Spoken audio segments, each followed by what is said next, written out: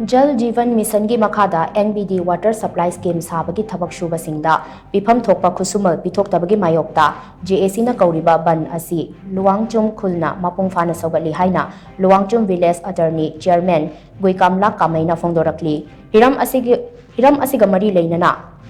Guikamla Kamaina hai Railways project hek haurakpadagi khul asida thaknaba afaba ising phangdabagi khudongchadaba kaya mayoknaduna lakhibani Miyamgi khudongchadaba sing asi koknaba paikhatlakpa project scheme amabu mari leinaba authority amasung company na miraiduna leiba asi laibak thibani water supply scheme asi sabagi thabak shuba yauba singi pifam thokpa khusumal athuba matamda pithokpiu amadi athuba matamda miyamda thaknaba afaba ising phanghannaba hotnabiu None district ki miyamna water supply scheme asi athuba matamda loshilagani haibagi thajaba leirabashu mafam kayada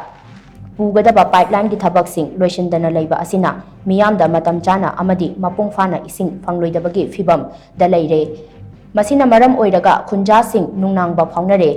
ningtham tha yaurakpaga loinana ising phangdabagi khudongchadaba asi hengalakli maram aduna mari leinaba singna khul asida matam chana amadi marang kaina ising phanghan naba hotnabiu hainasu mahakna makhatana phongdorakli